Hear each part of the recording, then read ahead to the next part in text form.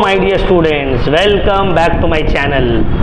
तो आज जो है आप लोगों को मैं इकोनॉमिक्स का जो सजेशन जो बहुत पहले ही मैं आप लोगों को ऑलरेडी दे चुका हूँ, वो इकोनॉमिक्स का जो सजेशन है क्लास 12 सेमेस्टर 3 एग्जाम के लिए, उसको मैं सॉल्व करूँगा, आप लोगों को एक्सप्लेन करूँगा। सजेशन तो आप लोगों को बहुत पहले ही मैं वीडियो बनाकर दे चुका हूँ, ठीक है। तो सबसे पहले मैं आप लोगों को क्लियर कर देता हूँ कि इस वीडियो में आपको सेमेस्टर 3 क्लास 12 इकोनॉमिक्स का जो सजेशंस मैंने चैप्टर वाइज दिया है उसका सॉल्यूशन मैं अभी सॉल्व करके आप लोग को एक्सप्लेन करूंगा। साथ ही साथ इस वीडियो के डिस्क्रिप्शन में आपको इस सजेशंस का विथ आंसर आप लोगों को लिंक भी मिल जाएगा इस वीडियो के डिस्क्रिप्शन में, ठीक है। एंड नेक्स्ट आप लोगों को एक model test paper, solved model test paper भी आप लोगों को मिलेगा जो क्लास 12 सेमेस्टर 3 इकोनॉमिक्स के स्टूडेंट्स के लिए है। देखिए पूरा क्वेश्चन है 40 और उसके एंड में आपको आंसर की भी मिल जाएगा। नेक्स्ट हम लोग आते हैं, सर ये तो हो गया, आंसर की भी मिल गया, और क्या क्या मिलेगा इस वीडियो के डिस्क्रिप्शन में। सर इस वीडियो के डिस्क्रिप्शन में आपको जितना भी चैप्टर्स है इकोनॉमिक्स में टोटल 6 यूनिट्स है, तो 6 यूनिट्स का रिकॉर्डेड वीडियोस वो भी आपको, उसका भी लिंक इस वीडियो के डिस्क्रिप्शन में मिल जाएगा। एंड चैप्टर वाइज एमसीक्यू अलग अलग set 1, set 2, set 3, total 3 set of MCQs भी, उसका भी लिंक आपको इस वीडियो के डिस्क्रिप्शन में मिल जाएगा। और अलग अलग बुक्स का आप लोगों को पीडीएफ भी मैंने बनाया हुआ है। अब जिसके पास वक्त है, जो पूरा साल पढ़ा है, वो तो ये सब कर पाएगा, बट सर हम तो पूरा साल पढ़े नहीं है, अभी इतना टाइम नहीं है, इतना कुछ करेंगे तो क्या करें सर। तो आप लोग के लिए एक शॉर्टकट ये है, आप ये कर सकते हैं, आप जो हम सजेशंस करवा रहे हैं इसको आप लोग पढ़िए पूरा, प्लस जो चैप्टर वाइज वीडियोज इस वीडियो के डिस्क्रिप्शन में दिया हुआ है उसका एटलीस्ट जो चैप्टर लास्ट 3 है, मतलब 4, 5, 6 जो इंडियन इकोनॉमी वाला पोर्शन है उसको आप लोग कंप्लीट कर लीजिए, और बैलेंस ऑफ पेमेंट, ये 4 आप लोग जितना वीडियोस देख सकते हैं जो छोटा छोटा चैप्टर है, क्योंकि जो आखिरी का जो 3 है यूनिट 4, 5, 6 वो बहुत छोटा है, उसमें ज़्यादा एक्सप्लेनेशन है नहीं, वो ज़्यादा वीडियोस उसमें है नहीं, तो आप लोग उसको जाकर देख सकते हैं। शॉर्टकट तरीका से आप लोगों को अपना कल एग्जाम के लिए प्रिपरेशन करना है, ठीक है ना। चैप्टर यूनिट 4, 5, 6 ये सब आप लोग अच्छे से कर लीजिए, मॉडल टेस्ट पेपर अच्छे से कर लीजिए। चलिए तब स्टार्ट करते हैं, ऑलरेडी 3 मिनट हो गया है, तो स्टार्ट किया जाए। जी सर एकदम स्टार्ट किया जाए। तो चलिए हम लोग स्टार्ट करते हैं सर। पहला चैप्टर नेशनल इनकम, तो ठीक है, पहला क्वेश्चन है इसमें, who introduce the term economics for the first time in 1933। बताइए सर कौन सबसे पहला बार ये टर्म इकोनॉमिक्स को, ये अच्छा ये जो है हम लोग का चैप्टर 1 टॉपिक 1 पहला टॉपिक जो है unit 1 national income and accounting का ये सजेशंस है, ठीक है। तो पहला, who introduce the term macro economics for the first time in 1933, इसका आंसर क्या होगा सर। पहला बार जो मैक्रो इकोनॉमिक्स टर्म यूज हुआ था 1933 में, उसको यूज किया गया था by R Frisch. R Frisch was the person जो कि मैक्रो इकोनॉमिक्स टर्म को पहला बार इस्तेमाल किए थे, कौन सा ईयर 1933 में। नेक्स्ट आते हैं question number 2, that branch of economic theory which deals with economy wide aggregates is known as, अब देखिए ध्यान से समझिए सर, जो इकोनॉमी का वाइड एग्रीगेट्स बड़ा बड़ा चीजों से डील करता है, कौन सा इकोनॉमी हो गया, कौन सा ब्रांच हो गया, वो हो गया मैक्रो इकोनॉमिक थ्योरी। ध्यान से समझिए बात को, इकोनॉमिक्स का 2 ब्रांच है, माइक्रो एंड मैक्रो। मैक्रो जो है वो वाइड थ्योरीज से डील करता है, माइक्रो जो है ये नैरो या स्मॉल आइटम्स से डील करता है, ठीक है। Question number 3, most of the macro economic variables, ज्यादातर मैक्रो इकोनॉमिक वेरिएबल जो है वो स्टॉक भी है और फ्लो वेरिएबल भी है। सर स्टॉक वेरिएबल और फ्लो वेरिएबल हम बहुत बार एक्सप्लेन किए हैं, आप लोग हमेशा पूछते रहते हैं सर स्टॉक वेरिएबल क्या होता है, फ्लो वेरिएबल क्या होता है, ये हम बहुत बार एक्सप्लेन किए हैं, आप लोग को वीडियो में मिल जाएगा मेरा, ठीक है।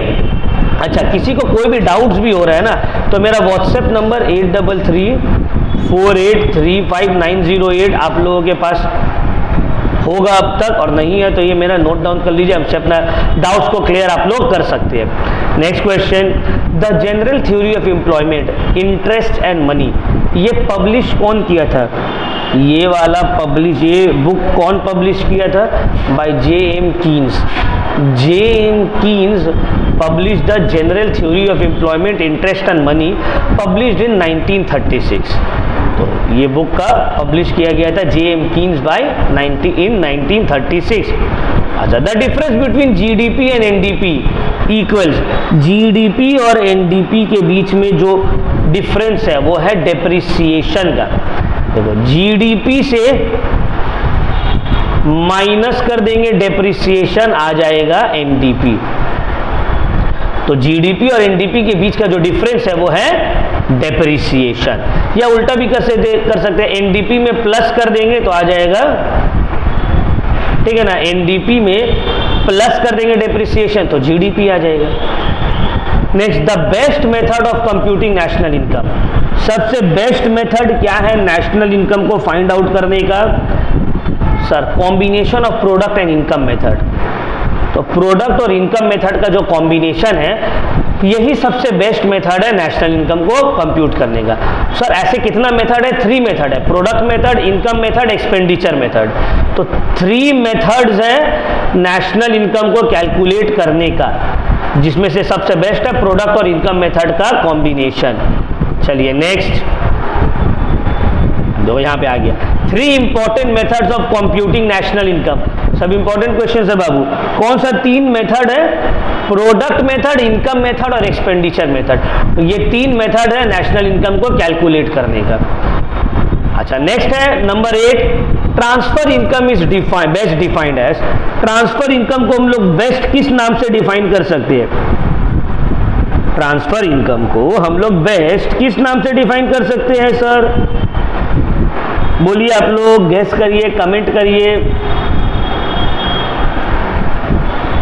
Which does not represent income for economic activity, ऐसा इनकम जो आप कोई इकोनॉमिक एक्टिविटी करके नहीं कमा रहे हैं, इसको हम लोग बोलते हैं ट्रांसफर इनकम। ठीक है ना? जैसे कि स्कॉलरशिप, स्कॉलरशिप के लिए आप कोई पढ़ाई तो किए, बट वो कोई इकोनॉमिक एक्टिविटी तो नहीं है ना। पेंशन इकोनॉमिक एक्टिविटी तो नहीं है, पहले काम किए थे, अभी तो आप नहीं किए। ठीक है ना? डोनेशन, तो ये सब जो है ट्रांसफर इनकम। ट्रांसफर इनकम का मतलब होता है ऐसा पैसा जिसके लिए आप कोई काम नहीं कर रहे हैं। ठीक है ना? Difference between GNP and GDP, GNP और जीडीपी के बीच का डिफरेंस क्या है? Net factor income from abroad. तो जीडीपी माइनस, अच्छा, जीडीपी और जीएनपी ये दोनों के बीच में डिफरेंस क्या है? Net factor income from abroad. तो जीडीपी का मतलब क्या होता है सर? जीडीपी का मतलब होता है जो भी गुड्स एंड सर्विसेज इंडिया के अंदर बना है एक पर्टिकुलर ईयर में, उसका वैल्यू को बोलते हैं जीडीपी। जीएनपी का मतलब क्या होता है सर? जीएनपी का मतलब होता है जो भी goods and services Indian citizens बनाया है एक पर्टिकुलर ईयर में, चाहे वो इंडिया के अंदर हो या इंडिया के बाहर हो, इसको हम लोग बोलते हैं जीएनपी। ठीक है? तो जीडीपी में लोकेशन इंडिया के अंदर बना है, चाहे कोई इंडियन बनाया हो या कोई यूएस का सिटीजन बनाया हो, जापानीज बनाया हो, चाइनीज बनाया हो, बन कहां रहा है? इंडिया के बाउंड्री के अंदर में, वो हो गया जीडीपी। और जीएनपी में इंडियंस बनाया हो, चाहे इंडिया में बनाया हो, सऊदी में बनाया हो, यूएस में बनाया हो, इंडिया जो इंडियंस जो बना रहा है उसका वैल्यू को बोलेंगे एक पर्टिकुलर ईयर में जीएनपी। तो जीडीपी और जीएनपी के बीच का डिफरेंस है net factor income from abroad. Net factor income from abroad का मतलब होता है export minus import, total exports minus total imports. Number 10 देखिए, ये सम्स बेस्ड है।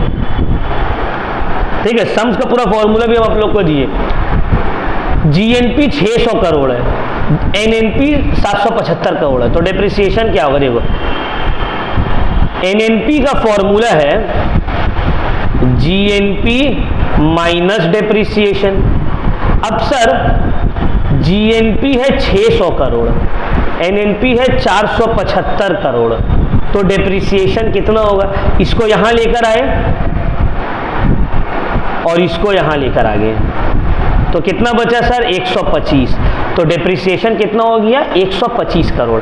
ये फॉर्मूला अगर आपको याद है आप सम्स कर लीजिएगा, सिंपल, ठीक है ना। तो जीएनपी और एनएनपी दिया हुआ है, डेप्रिसिएशन निकालने बोला, ये फॉर्मूला को यूज करके निकाल लिए।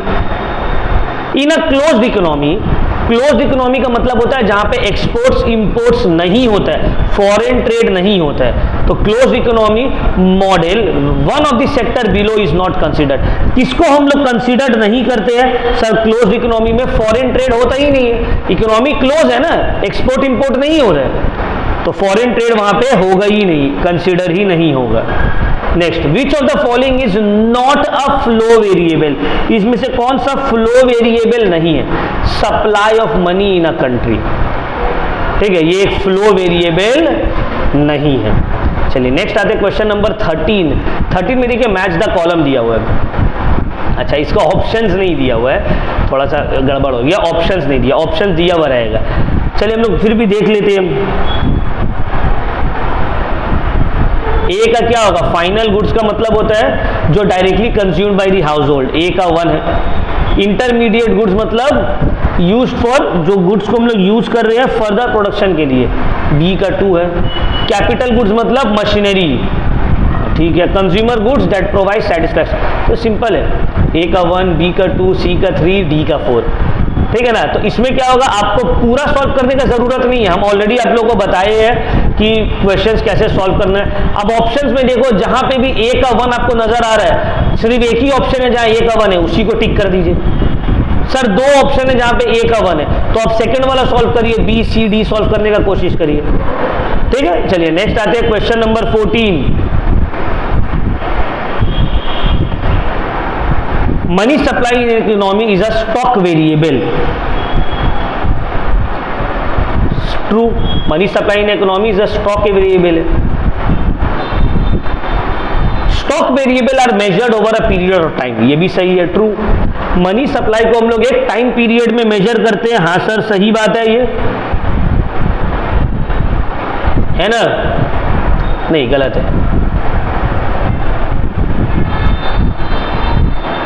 एक मिनट देखिए क्वेश्चन को अब ध्यान से देखिए।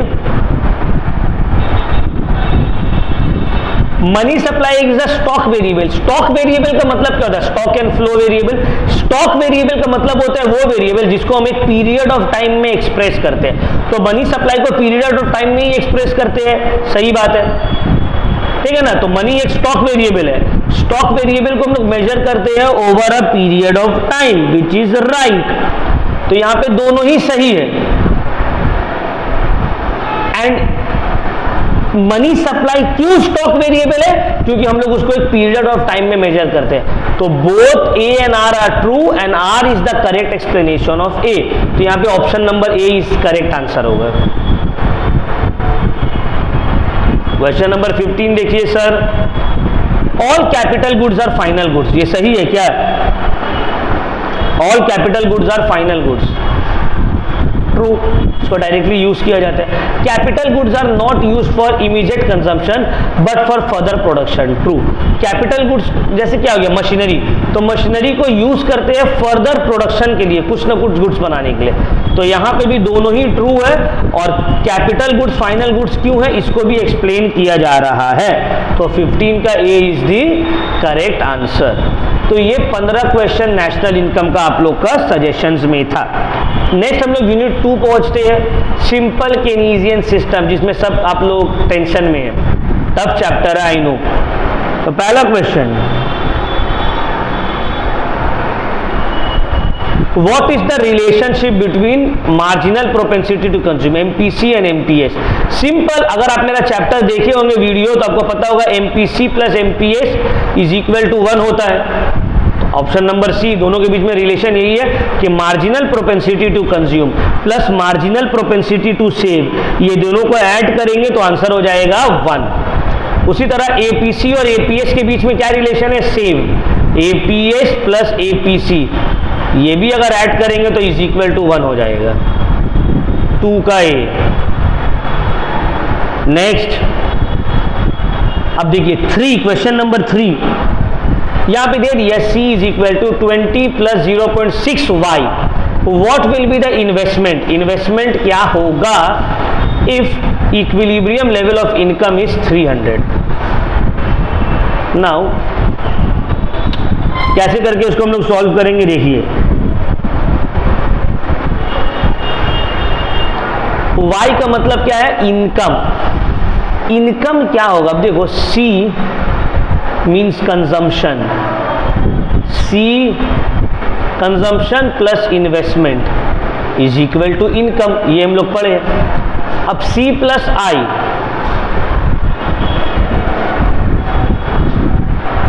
C इज 20 प्लस, अच्छा इसको हमको ना अलग से बना कर दिखाना होगा, एक मिनट ना। C is equal to 20 plus 0.6y, C is equal to 20 plus 0.6y। Investment निकालना है, y दिया हुआ है 300, y इज इक्वल टू 300। तो इन्वेस्टमेंट कितना होगा हम लोगों को ये चीज अभी नहीं पता, तो इसी को हम लोग करेंगे, ठीक है, एक मिनट।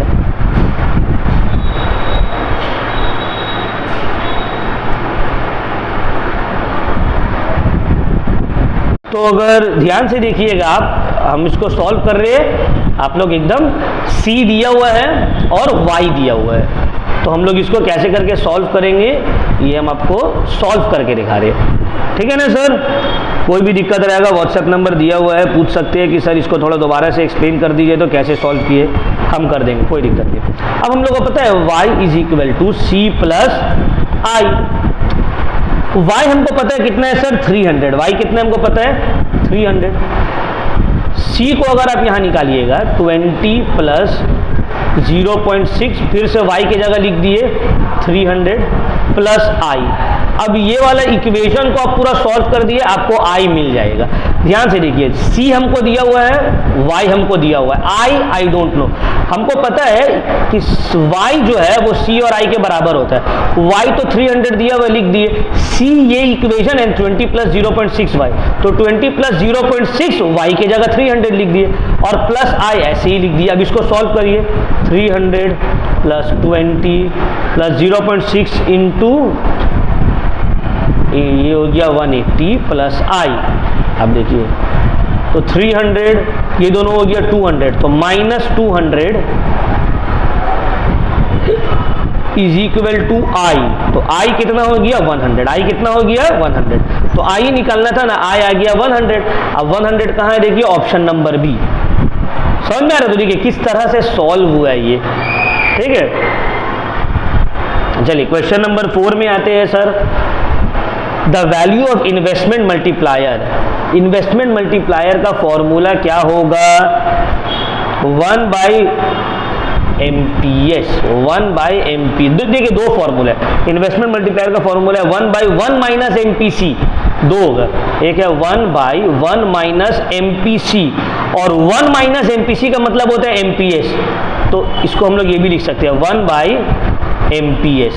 अब यहाँ पे 1 माइनस MPC कहीं पे भी दिया हुआ नहीं है, तो 1 बाई MPS होगा। सर अगर दोनों दिया हुआ रहा तो मतलब क्वेश्चन गलत है, क्योंकि दोनों ही सही आंसर है ना, तो दोनों में से कोई भी आप एक भी टिक करोगे तो आपका आंसर राइट ही होगा। तो इन्वेस्टमेंट मल्टीप्लायर का फॉर्मूला होता है 1 बाई 1 माइनस MPC या फिर 1 बाई MPS। चलिए नंबर 5,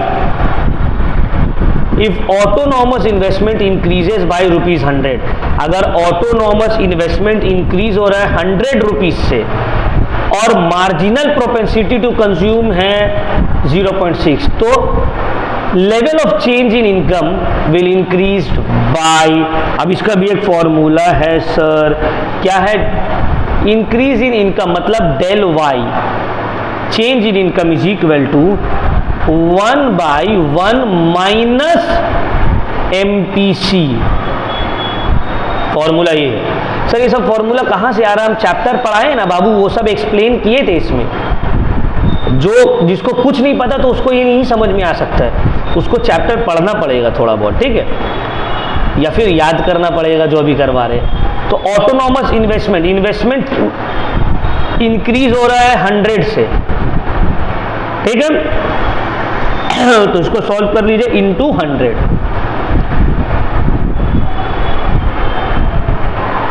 तो इसको सॉल्व करिए, टोटल कितना आ रहा है, 1 माइनस MPC कितना है 0.6 इंटू 100, तो 1/1 माइनस 0.6 इंटू 100 मतलब 1/0.4 इंटू 100। तो 1/0.4 इंटू 100 का मतलब होता है 250, मतलब change in Y, change in income कितना होगा 250। नहीं, इसको मैं ऐसे करके लिखे, आप लोग सही से भी लिख सकते हैं कॉपी में। चलो, the balance budget multiplier, balance budget multiplier हमेशा 1 के बराबर रहेगा, इक्वल टू 1 रहेगा। तो इक्वल टू 1 का मतलब होता है इक्वल टू यूनिटी, यूनिटी का मतलब ही होता है 1, ठीक है। नंबर 6 का answer number B.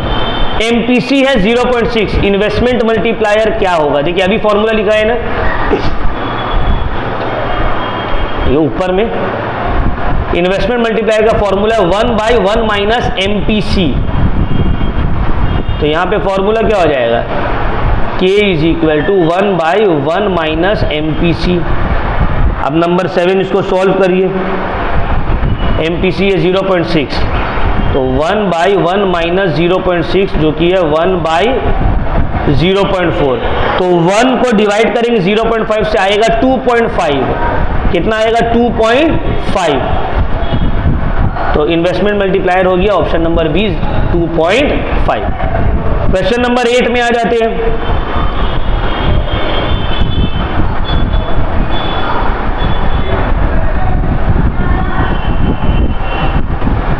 If MPC 0.75 है, as a result of investment multiplier, national income increased by 300 crores by an additional investment of, तो additional investment कितना, ध्यान से समझिए बात को।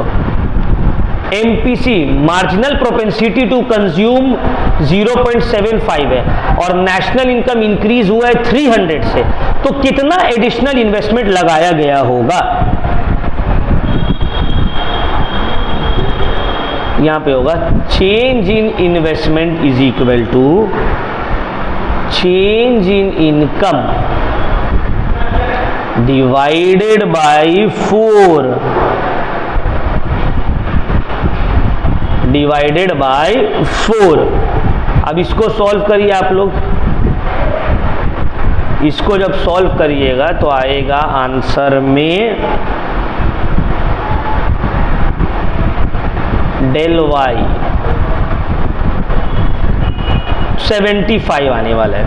सब्स्टिट्यूट करिए, del Y change in income 300 crore, तो 300 डिवाइडेड बाय 4 आ जाएगा आपका चेंज इन इन्वेस्टमेंट, तो 75 करोड़ है आंसर ऑप्शन नंबर डी।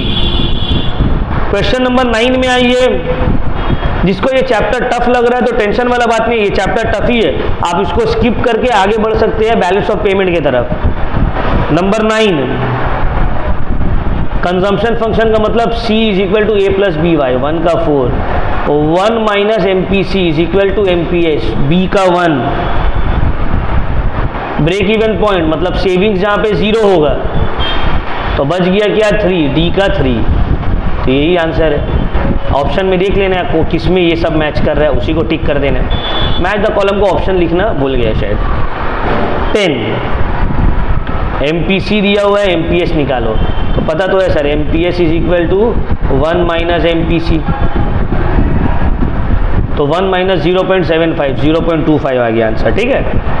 ये फॉर्मूला तो पता ही होगा आपको, अभी तो बताए MPC plus MPS is equal to 1, तो वहां से इसको डिराइव किए। Number 11, tax multiplier is always negative, tax multiplier हमेशा क्या होगा नेगेटिव होगा।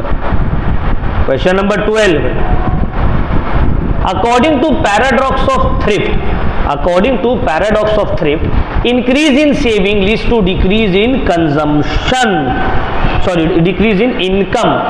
क्या मतलब है इसका, देखिए पैराडॉक्स ऑफ थ्रिफ्ट के मतलब बोला गया अगर आपका सेविंग्स बहुत ज्यादा इंक्रीज हो रहा है तो आपका इनकम कम होने लगेगा, क्यों, क्योंकि कंजम्पशन घट जाता है। एक मिनट उसको चेक कर रहे हैं।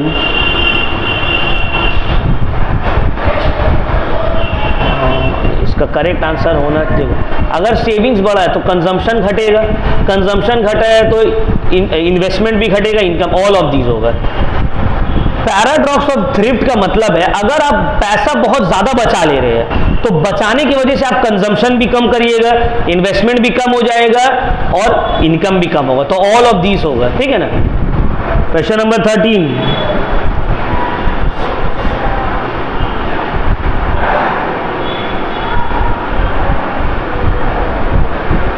चलो, in a cross diagonal model equilibrium occurs in 45 degree line intersects the aggregate demand curve। 3 का ए होगा शायद, हाँ 45 डिग्री लाइन जो है जहां पे डिमांड कर्व को इंटरसेक्ट कर रहा है, ठीक है ना, वहीं पे इक्विलिब्रियम होते हैं। चलो number 14,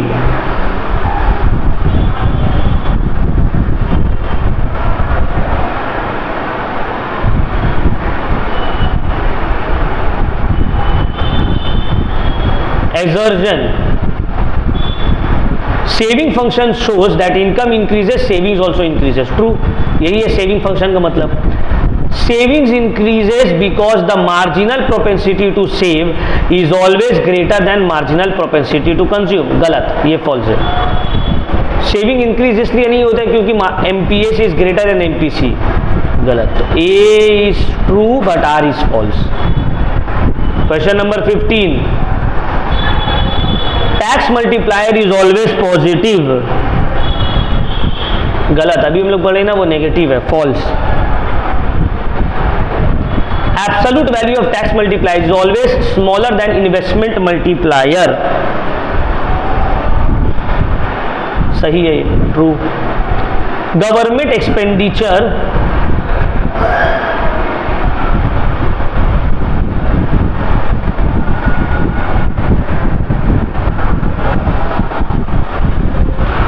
government expenditure multiplier measures the effect of change in government spending on national income। ये भी सही है, true। when income is zero savings are always positive। false, जब income zero है savings तो negative हो जाएगा ना, तो false, true, true, false। अब देखो ये 4 है ना, मान लीजिए हमको सिर्फ पहला वाला का पता है कि पहला वाला का false है, तो अब हम देखेंगे 1 का F कहाँ पे है, इसमें है और इसमें है, इसका मतलब है ये दोनों तो नहीं होगा। अब हमको एक और सॉल्व करना है। अब हमको क्या पता है, क्या पता है सर? अच्छा ये दोनों ऑप्शन सेम ही है, false true true false, false true true false. हाँ देखो यहाँ पे प्रिंटिंग एरर हो गया है।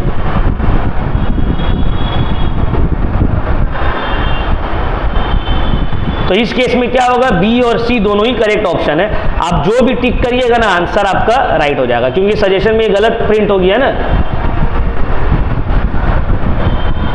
चलिए ये हो गया हम लोग। अब नेक्स्ट आते हैं हम लोग बैलेंस ऑफ पेमेंट के तरफ। Third topic, topic number 3, unit 3, balance of payment का 10 ही क्वेश्चन है सिर्फ। ये वीडियो को शेयर करिए, ठीक है ना, सब दोस्त लोग के साथ, देखिए पूरा सजेशन को।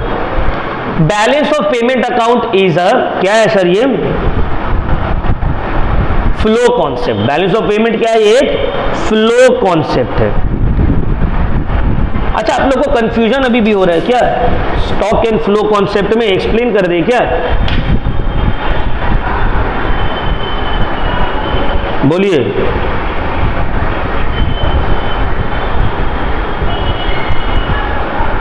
चलिए ठीक है, मैं एक्सप्लेन करती है, 1 मिनट थोड़ा रुक जाए, पेन गिर गया।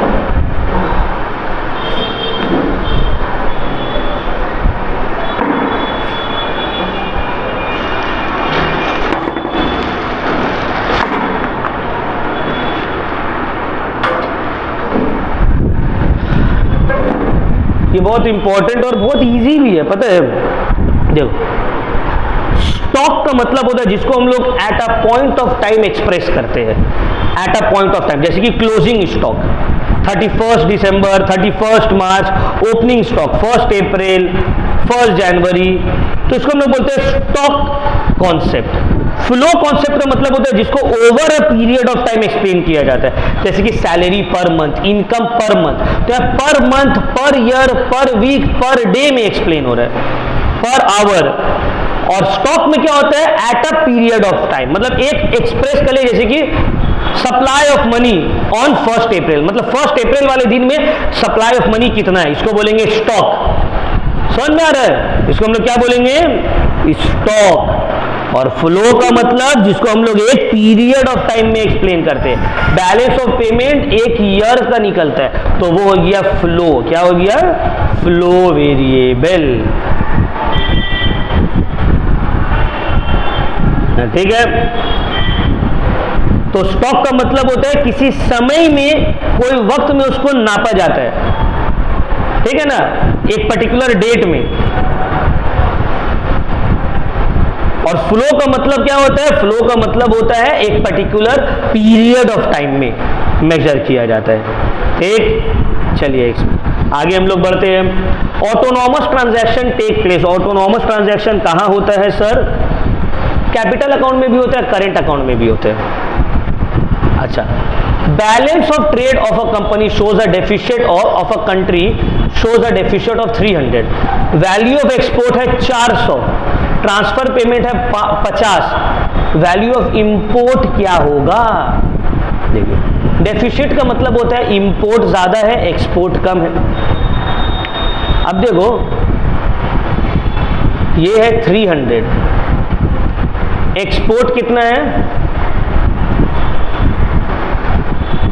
400, एक्सपोर्ट है 400।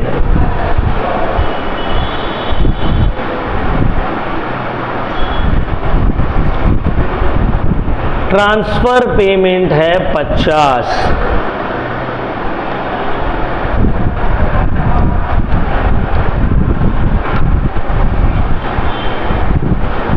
चलिए इसको करते हैं, 1 मिनट ना, व्हाइट बोर्ड में आपको करके दिखाते हैं आप लोगों को।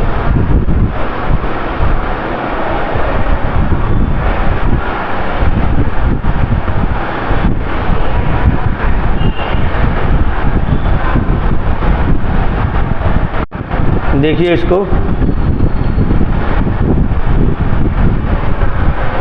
तो balance of trade, sorry not payment, balance of trade is equal to export minus import. तो बैलेंस ऑफ ट्रेड जो है वो नेगेटिव में, नेगेटिव मतलब डेफिशिएट मतलब नेगेटिव 300। एक्सपोर्ट कितना है सर? 400 है। इंपोर्ट हमको नहीं पता, तो इसको यहां लेके आ गए और इसको यहां लेकर आ गए।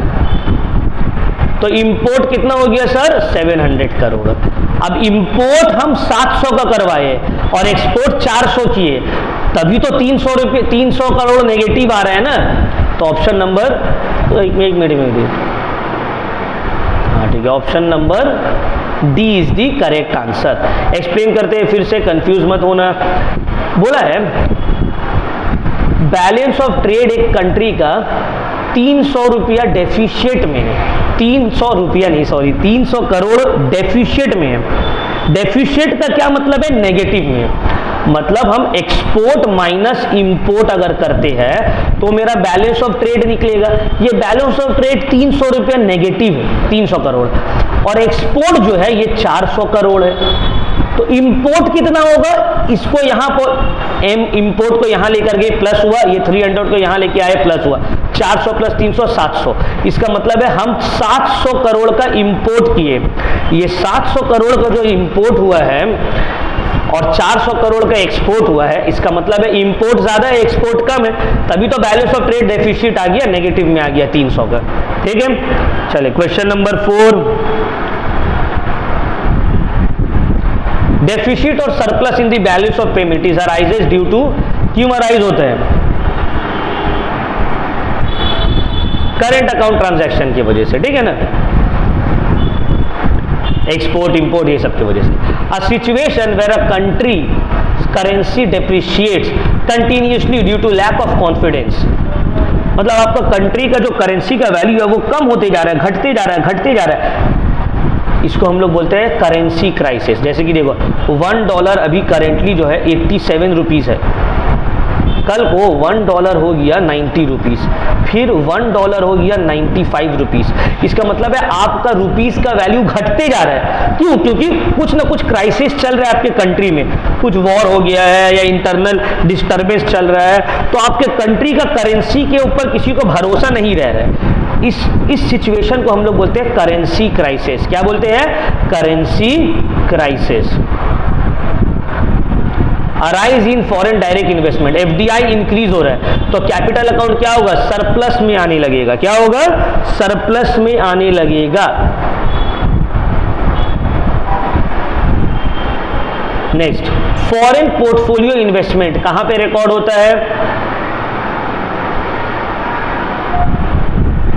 कैपिटल अकाउंट में। ठीक है, फॉरेन पोर्टफोलियो इन्वेस्टमेंट और फॉरेन एफडीआई और एफपीआई, क्या डिफरेंस है? फॉरेन डायरेक्ट इन्वेस्टमेंट का मतलब होता है फॉरेन कंपनी कंट्री में आके अपना बिजनेस एस्टैब्लिश कर रहा है और बिजनेस कर रहा है, जैसे कि आईफोन इंडिया में मैन्युफैक्चरिंग सेटअप कर दिया और आईफोन यही बना रहा है, बेच रहा है, ये होगा एफडीआई। एफपीआई का मतलब होता है बाहर का इन्वेस्टर लोग इंडिया में इन्वेस्ट कर रहा है इनडायरेक्टली थ्रू स्टॉक मार्केट या अदर मेजर्स, जैसे कि कोई चाइनीज कंपनी क्या किया है, तुम्हारा पेटीएम में इन्वेस्ट कर दिया, तो पेटीएम इंडियन कंपनी है लेकिन बाहर का लोग इसमें इन्वेस्ट किया, तो ये होगा फॉरेन पोर्टफोलियो इन्वेस्टमेंट। ठीक है ना? हाँ, यहां पे देखो अच्छे से दिया हुआ 8 का क्वेश्चन। देखिए, ए का बैलेंस ऑफ ट्रेड का मतलब difference between value of export and imports 2। ए का तो 2 है। अब आपको देखना है ए का 2 कहां है? ए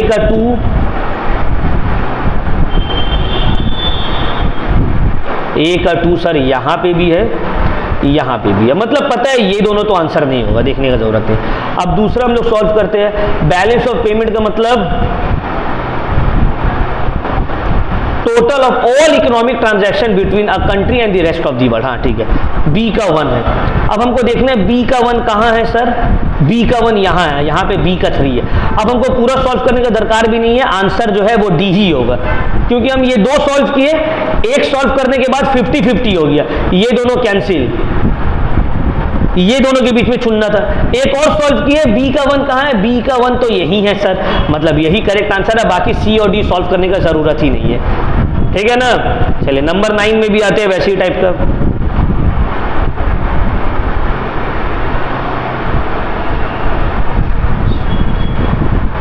ए का fixed exchange rate currency respect to another currency और a basket of currency. A का 3, ये सही आंसर। तो ए का 3 कहां है सर? जो तो ए का 3 एक ही में, बाकी और हमको सॉल्व करने का जरूरत ही नहीं है। देखिए कैसे हो गया, सॉल्व करने का जरूरत ही नहीं। इसमें से आपको जो सही लगे कोई भी एक सॉल्व करो और देखो वो कहां है, और जो आप पहले सॉल्व कर रहे हैं ना उसमें आप 100% श्योर रहने चाहिए। जैसे नंबर ए में हम 100% श्योर है, ठीक है ना? फ्लेक्सिबल एक्सचेंज रेट बी का 1 होगा, इसमें भी हम श्योर है। तो बी का 1 कहां है? देखो तो बी का 1 भी एक ही जगह है, तो अगर हम बी भी पहले सॉल्व करते तो भी यही आ जाता है। लास्ट क्वेश्चन एजर्जन में बोला है, क्वेश्चन नंबर 10 लास्ट है आज का नहीं, मतलब ये वाला चैप्टर का 10 का डी। 10 का डी में क्या बोला है देखिए,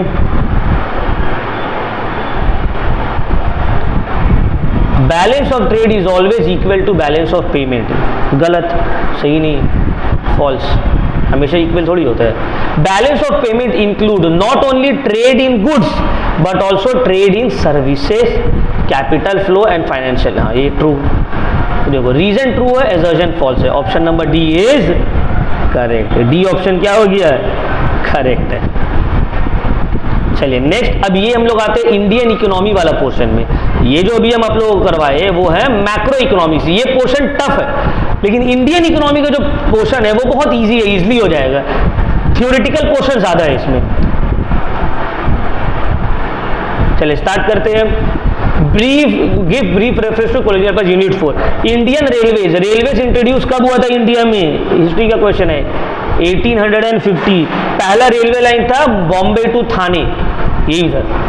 विच industry of India got severely affected under colonial rule? Colonial rule के अंदर कौन सा इंडस्ट्री का हालत सबसे ज्यादा खराब हो गया था? हैंडीक्राफ्ट इंडस्ट्री, जो हाथ से सामान बनाता है वो। On the eve of independence the proportion of population, India जब इंडिपेंडेंट हुआ तो कितना % पॉपुलेशन प्राइमरी सेक्टर मतलब एग्रीकल्चर और उससे रिलेटेड एक्टिविटीज में जुड़ा हुआ था? सर लगभग 70% पॉपुलेशन। इकोनॉमिक इंफ्रास्ट्रक्चर में क्या क्या आता है? सब कुछ आ जाता है, ये सब कम्युनिकेशन, बैंकिंग पावर, सब इकोनॉमिक इंफ्रास्ट्रक्चर में। पर कैपिटा इनकम का मतलब क्या होता है? पर कैपिटा इनकम का मतलब होता है, बोलिए, average income of the person living in the country, मतलब इनकम पर head of total population of the country. मतलब मान लो तुम्हारे फैमिली में 10 लोग हैं, 10 लोग मिलकर महीना का 1 लाख कमा रहे, तो पर कैपिटा इनकम कितना हो गया? पर हेड इनकम 10,000 रुपया पर हेड, है ना। ये average income of the person living in the family.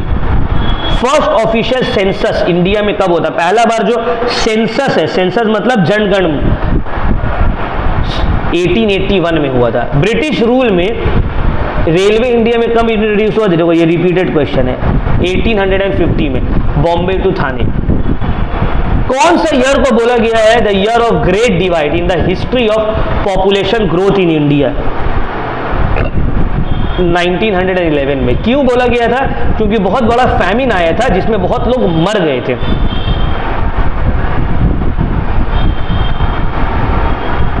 हाँ, 8 का नहीं, 1921, सॉरी, नॉट 1911 बट 1921, 8 का B.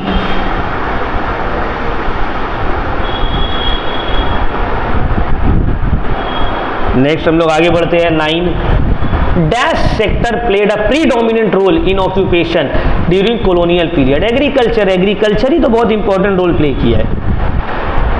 India entered the dash stage of demographic transaction in the year 1921? कौन सा स्टेज ऑफ डेमोग्राफिक ट्रांजैक्शन में हम लोग एंटर कर गए थे? Second stage. On the eve of independence Indian economy क्या था? जब हम लोग को फ्रीडम मिला था, इंडियन इकोनॉमी उस वक्त स्टैग्नेंट था, डिप्लीट हो रहा था, बैकवर्ड था, सभी था, ऑल ऑफ दिस, एकदम कंडीशन खानो खराब हो गया था। क्वेश्चन नंबर 12, जो इसका भी आंसर दिया बनिए। फर्स्ट ऑफिशियल सेंसस अभी हम लोग किए ना 1881। फर्स्ट ऑफिशियल सेंसस कब हुआ? 1881। अच्छा, स्ट्रेट दिया हुआ है। बैटल ऑफ प्लासी, देखो, ओपनिंग ऑफ स्विस कैनेल, सब स्टेट दिया हुआ, 1857, 1879, सब दिया हुआ है।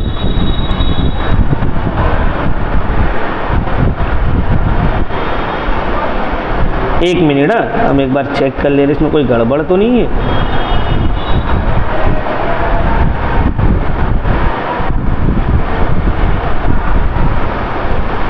देखिए ये लास्ट क्वेश्चन है चैप्टर नंबर 4 का, यूनिट 4। जैसे हम आप लोगों को पहले ही बोले ना भाई, चैप्टर नंबर 4 बहुत इजी है, उसमें आपको टेंशन लेने का ज़रूरत ही नहीं है कि भाई कैसे होगा, नहीं होगा। नहीं भाई, ये तो एकदम इजी है, ये तो आप लोग से होगा ही होगा और आप लोग को करना पड़ेगा।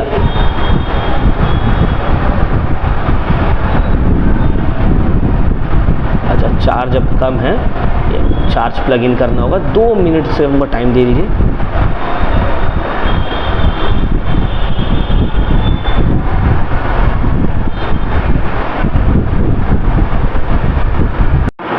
तो देखिए यहाँ पे क्वेश्चन में ही मिस्टेक था, जैसे हमको लग रहा था, सेम वही चीज़ है यहाँ पे।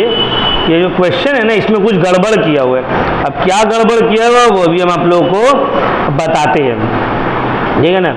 ये ईयर ही उल्टा सीधा दिया हुआ है, इसमें जो ईयर दिया हुआ है ना वो सिर्फ इसी का सही है। बी का जो है ये 2 है, बी का 2 इज राइट, बी का जो 2 है इट इज राइट। बाकी सब गड़बड़ कर दिया। वो क्या गड़बड़ कर दिया? देखो, बैटल ऑफ प्लासी का भी डेट गड़बड़ दिया हुआ है और भी जो है गड़बड़ दिया हुआ है। अब इसको हम लोग भी आपको बताते हैं क्या क्या इसमें मिस्टेक रहेगा। तो एक्चुअली मॉडल पेपर में थोड़ा बहुत मिस्टेक हो सकता है। इसमें जो है ना 43 की जगह ये 53 होगा। पहला जो रेलवे ब्रिज बॉम्बे थाने को बना था 1853 में, बैटल ऑफ प्लासी जो है वो 1757 में है। स्विस कैनेल ओपन हुआ था पहला बार 1869 में, और ये ठीक है 1881। सब ये क्वेश्चन को स्किप करिए, ठीक है। हम करेक्ट लिख दिया आपके लिए। पहला जो रेलवे ब्रिज ओपन हुआ था बॉम्बे से थाने को लिंक किया 1853 में, पहला ऑफिशियल सेंसस 1881 में हुआ था, बैटल ऑफ प्लेसी 1757 और स्विस कैनल जो ओपन हुआ था वो 1869 में हुआ था। ठीक है, चलो अब हम लोग आते हैं topic number 5, very very important sir. Topic number 5 अब हम लोग करेंगे जिसमें हम लोग evolving features of Indian economy को पढ़ेंगे। ठीक है ना, evolving features of Indian economy, theoretical portion है पूरा। पहला, in case of considering sectoral distribution, Indian economy कितना सेक्टर्स में डिवाइडेड है सर? 3। कौन से 3 सेक्टर है सर? प्राइमरी, सेकेंडरी और टेरिशियरी। प्राइमरी सेक्टर में क्या आ जाता है sir? Agriculture and related activities. Secondary sectors में आ जाता है इंडस्ट्रीज और टेरिशियरी सेक्टर्स में आ जाता है services. Which of the followings are included in primary sector? ये तीनों ही जो है वो प्राइमरी सेक्टर में, ऑल ऑफ दीज। ठीक है, next, which of the following activity is not included in primary sector? इसमें से कौन सा प्राइमरी सेक्टर में नहीं है, सॉरी सेकेंडरी सेक्टर में नहीं है? इंडस्ट्री सेकेंडरी सेक्टर में, एग्रीकल्चर नहीं, सॉरी इलेक्ट्रिसिटी ये भी सेकेंडरी सेक्टर में, गैस भी सेकेंडरी सेक्टर में, एनिमल हस्बेंड्री सेकेंडरी सेक्टर में नहीं है, ये प्राइमरी सेक्टर में है। Next, number 4, which of the following is not included in territory sector? इसमें से कौन सा टेरिटरी सेक्टर में नहीं है? बिल्डिंग कंस्ट्रक्शन ये सेकेंडरी सेक्टर में, टेरिटरी में नहीं है, बाकी सब टेरिटरी में। Question number 5, what does Clark-Fisher thesis say about the relationship between stages of development of economy and sectoral distribution? अब देखो इसका, अब क्वेश्चन को पहले समझिए। क्वेश्चन में बोला है क्लार्क फिशर का थीसिस क्या बोल रहा है, जैसे जैसे एक कंट्री इकोनॉमिक डेवलपमेंट की तरफ बढ़ेगा तो सेक्टोरल डिस्ट्रीब्यूशन नेशनल इनकम का क्या होगा? Option number C, the share of primary sector decreases. मतलब जो जितना ज्यादा डेवलप्ड इकोनॉमी है उसका प्राइमरी सेक्टर का जो शेयर है, एग्रीकल्चर का शेयर, उसका कंट्रीब्यूशन जो है नेशनल इनकम में वो कम होगा। जो गरीब कंट्री है, अंडर डेवलप्ड कंट्री है, वो लोग में नेशनल इनकम का शेयर जो है एग्रीकल्चर में ज्यादा रहेगा। बट यूएस ले लो, जापान ले लो, यहाँ पे एग्रीकल्चर से पैसा नहीं कमाते हम लोग, इंडस्ट्रीज और सर्विसेज सेक्टर से कमाता है ज्यादा पैसा। तो यही जो थ्योरी है जो अभी हम आप लोग को एक्सप्लेन किए, इसको हम लोग क्या थ्योरी के नाम से जानते हैं? इसको हम लोग जानते हैं Clark Fisher theory. Before the year dash India was in the first stage of demographic transaction. तो India first stage of demographic transaction कौन सा ईयर में था? 1921 से पहले इंडिया फर्स्ट स्टेज में था, इसके बाद वो सेकेंड स्टेज में पहुंचा। How many groups of occupations are there in economy? Economic में 3 है, ठीक है ना, primary, secondary and tertiary. Value of human development index 0 और 1 के बीच में लाई करता है, 0 और 1 के बीच में ह्यूमन डेवलपमेंट इंडेक्स का वैल्यू लाई करेगा। In which type of unemployment is the marginal productivity of worker 0? जहां पे वर्कर के आने से कोई फायदा नहीं होता, डिस्गाइज अनएम्प्लॉयमेंट। मार्जिनल प्रोडक्टिविटी का क्या मतलब है? जैसे कि देखो 10 वर्कर मिलके 100 प्रोडक्ट बना रहे हैं, 100 यूनिट बना रहे हैं, 11वां वर्कर मिलके भी 100 ही यूनिट बना रहा है। इसका मतलब ये जो 11th वर्कर आया है इसका मार्जिनल प्रोडक्टिविटी 0 है, ये कुछ भी प्रोडक्शन में कॉन्ट्रीब्यूट नहीं कर रहा है, इसको बोलते हैं disguised unemployment. Jobless growth leads to unemployment. क्यों सर जॉबलेस ग्रोथ से अनएम्प्लॉयमेंट क्यों होगा? क्योंकि ग्रोथ जो है वो टेक्नोलॉजी से आ रहा है, टेक्नोलॉजी की वजह से प्रोडक्शन बढ़ा है, जॉब्स नहीं बढ़ा है। वन चाइल्ड पॉलिसी चाइना अपनाया, कौन सा ईयर में अपनाया वन चाइल्ड पॉलिसी? 1979 में। और ये याद रखना ये वन चाइल्ड पॉलिसी चाइना के लिए डिजास्टर साबित हुआ है। इकोनॉमिक रिफॉर्म्स चाइना में कब आया? 1978। हम लोग के इंडिया में आया था 1991 में। ग्रेट लीप फॉरवर्ड ये कैंपेन चाइना लॉन्च किया था, कौन सा ईयर में लॉन्च किया था सर? ग्रेट लीप फॉरवर्ड ये लॉन्च किया था 1958 में। विच of the following country has the lowest population density? किसमें पॉपुलेशन डेंसिटी सबसे लोएस्ट? चाइना में। पॉपुलेशन डेंसिटी का मतलब होता है एरिया के हिसाब से पॉपुलेशन। देखो इंडिया और चाइना का पॉपुलेशन लगभग सेम है, बट इंडिया जो है वो चाइना का 1/4 ही है, और पाकिस्तान भी इंडिया का 1/4 ही है, बट पॉपुलेशन डेंसिटी मतलब होता है टोटल पॉपुलेशन पर स्क्वायर किलोमीटर में कितना लोग रह रहे हैं, तो वो चाइना में बहुत कम है। इंडिया पाकिस्तान का पॉपुलेशन डेंसिटी बहुत हाई है, मतलब साइज के हिसाब से population is very high. Next, great leap forward campaign, China focus किया इंडस्ट्रियलाइजेशन के ऊपर, इंडस्ट्रियलाइज कर देना है पूरा। Which scheme 100 days of wage guarantee कौन से स्कीम में है? MG NREGA, MG NREGA N होगा, ठीक है। Mahatma Gandhi national rural employment guarantee act. Which sector faces the highest seasonal unemployment, सबसे हाईएस्ट सीजनल अनएम्प्लॉयमेंट एग्रीकल्चर में देखने को मिलता है। Question number 18, disguise unemployment,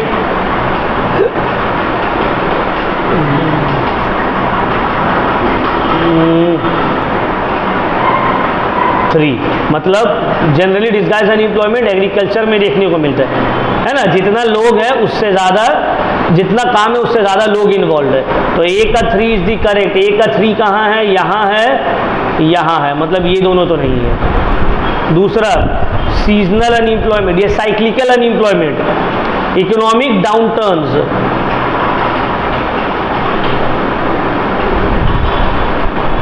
D का 4, तो देखो D का 4 तो सर दोनों में भी है, यहाँ पे भी है, यहाँ पे भी।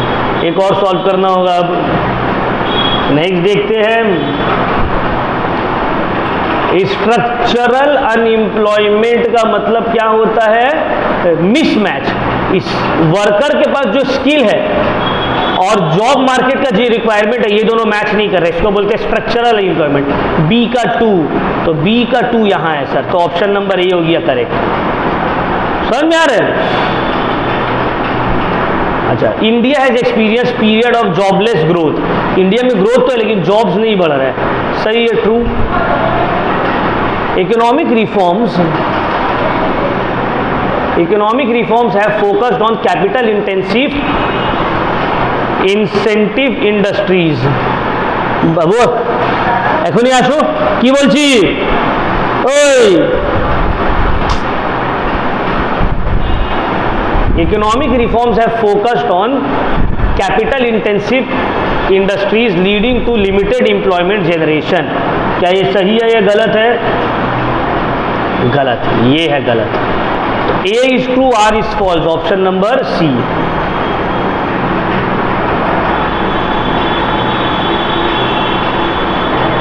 क्वेश्चन नंबर 20, एक मिनट इसको वापस से देखिए, देखो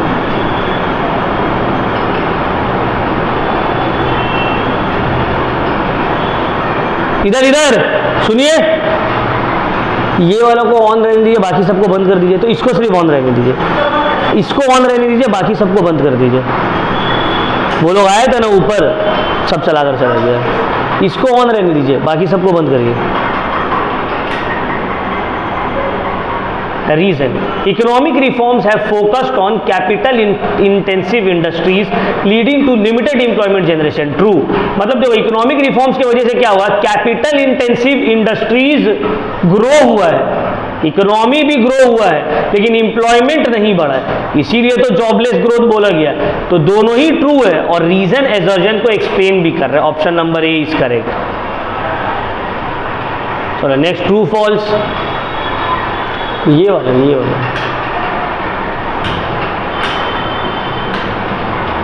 ऊपर ऊपर में है शायद, नहीं साइड में जो है, हाँ ठीक है, यही वाला, बाकी बंद कर दीजिए। अब तुमको बताओ ट्रू फॉल्स बताना है इसमें। बिफोर लिबरलाइजेशन प्राइमरी सेक्टर सबसे ज्यादा कंट्रीब्यूट करता था जीडीपी में। True. After liberalisation tertiary sector का शेयर जीडीपी में बढ़ा है। ट्रू। ये वाला बंद नहीं करने, इसको चल ही रहने नहीं देने, छोड़ दिया, रहने दिए। Secondary sector experience highest growth rate after liberalisation. False. Occupational structure India में एग्रीकल्चर से शिफ्ट होकर सर्विस की तरफ गया। True. 3 2 2, option number C is correct. ठीक है, चलिए अब आते हैं last topic for today sir. आज के लिए लास्ट टॉपिक एग्रीकल्चर। ये लास्ट टॉपिक है हम लोगों का जो एक्सप्लेन करेंगे। Green revolution in India is characterised by, green revolution में क्या हुआ है, क्या देखने को मिला है सर? पॉपुलर ग्रो, क्रॉप का प्रोडक्टिविटी बढ़ा है, राइज हुआ है, सेल्फ सफिशिएंट बना है इंडिया, ऑल ऑफ दीज सभी देखने को मिले। विच of the following is a non institutional source of credit, मतलब जो नॉन इंस्टीट्यूशनल सोर्स है, मनी लेंडर्स, साहूकार, लाला लोग से पैसा ले लिए, ये नॉन इंस्टीट्यूशनल सोर्स है पैसा लेने का। ग्रीन रेवोल्यूशन इंडिया में कब स्टार्ट हुआ, कौन सा ईयर में स्टार्ट हुआ? 1967 से 68। अच्छा, who is known as the father of green revolution in India? MS Swaminathan. He is known as the father of green revolution in India. Who is known as the father of green revolution in the world? Norman Borlaug. Norman Borlaug, ये है father of green revolution in the world, ये है father of green revolution in India. Land reforms aimed at increasing profit, increasing social welfare, promoting equality, चारों ही काम promoting equality, equality promote कर रहा है land reforms के थ्रू। ठीक है ना, कि सबके पास सेम लैंड रहे, इक्वल अपॉर्चुनिटी रहे। विच of the following is the institutional source of credit, मतलब एक सही सोर्स है क्रेडिट का, रिकग्नाइज सोर्स गवर्नमेंट से, बाकी सब नॉन इंस्टीट्यूशनल है। नंबर 6, नाबार्ड का फुल फॉर्म है national agricultural and rural development, national agricultural bank, ना ये वाला सॉरी गलत टिक कर दिया, नेशनल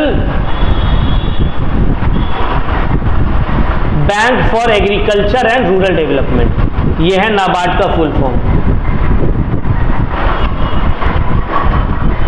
ठीक, देखो ये आगे, who is known as the father of green revolution in India? In India है तो MS स्वामीनाथन, इन वर्ल्ड रहता तो Norman Borlaug. MS Swaminathan India में। ग्रीन रेवोल्यूशन मेनली फोकस किया कौन से क्रॉप्स के ऊपर? राइस एंड व्हीट के ऊपर ज्यादा फोकस किया गया ग्रीन रेवोल्यूशन में। ऑपरेशन बरगा कौन सा स्टेट में इंप्लीमेंट हुआ था? West Bengal, bargadar, Barga. Which international organisation influences India's agriculture policy, कौन इन्फ्लुएंस करता है इंडिया का एग्रीकल्चर पॉलिसी को? WTO, world trade organisation. Which organisation is responsible for procuring and distribution food grains in India, कौन है इन्वॉल्व इसमें? इन्वॉल्व है इसमें FCI, food corporation of India. यही अनाज खरीदता है किसान लोग से और गरीब में राशन के फॉर्म पे बांटता है। Mid day meal scheme is implemented, क्यों इम्प्लीमेंट किया जाता है मिड डे मील स्कीम को? To provide lunch to school students, है ना। PDS, पब्लिक डिस्ट्रीब्यूशन सिस्टम, जो राशन कार्ड से आप लोग को अनाज मिलता है, कब से स्टार्ट हुआ था? 1997 में, टारगेटेड PDS। ठीक है। नाबार्ड कौन सा ईयर में स्टैब्लिश हुआ था? सर नाबार्ड स्टैब्लिश हुआ था 1982 में। नाबार्ड का काम है कि एग्रीकल्चर के लिए लोन प्रोवाइड करना फार्मर्स को। नेशनल फूड सिक्योरिटी एक्ट ये पास हुआ था इन द ईयर 2000, 2000 में पास हुआ था, सॉरी 2013।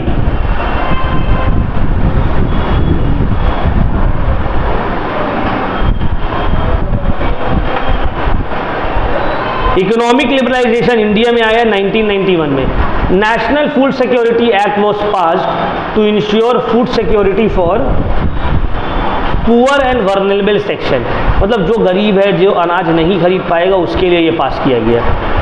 जब 19 Indian agriculture is primary dependent on monsoon, ये सही है गलत है? सही है, मानसून के ऊपर डिपेंड करता है। बाढ़ आ गया खराब, बारिश नहीं हुआ तो फसल खराब।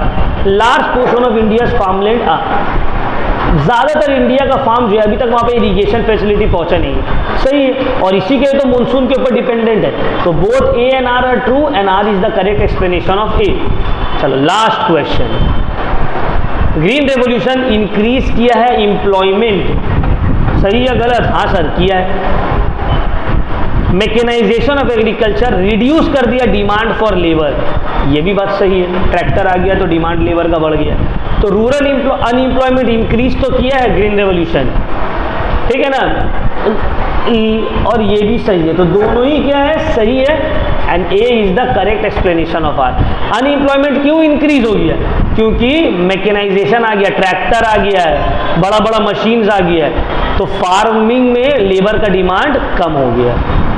तो होपफुली आप लोग को समझ में आया होगा। ये वीडियो लंबा हो गया, कुछ कर नहीं सकते हैं, इसको आप लोग देखिए, शेयर करिए ज़्यादा से ज़्यादा लोगों के साथ, ठीक है। उसके बाद डिस्क्रिप्शन में तो हम दे ही दिया ये सबको, एंड ये मॉडल टेस्ट पेपर आप लोग देखिए, मेरा ऑनलाइन जो हम टेस्ट लिए इकोनॉमिक्स का, उसका भी लिंक हम दे देंगे डिस्क्रिप्शन में। आप लोग ऑनलाइन अटेम्प्ट करिए 40 मार्क्स का, और एक OMR शीट खरीदिए, और ऑफलाइन भी ये जो है ना, ऑफलाइन भी ये 40 मार्क्स का जो टेस्ट है इसको दीजिए, और संगे संग इसका पीछे में आंसर की भी दिया हुआ है, आंसर की से अपना आंसर को भी चेक कर लीजिए।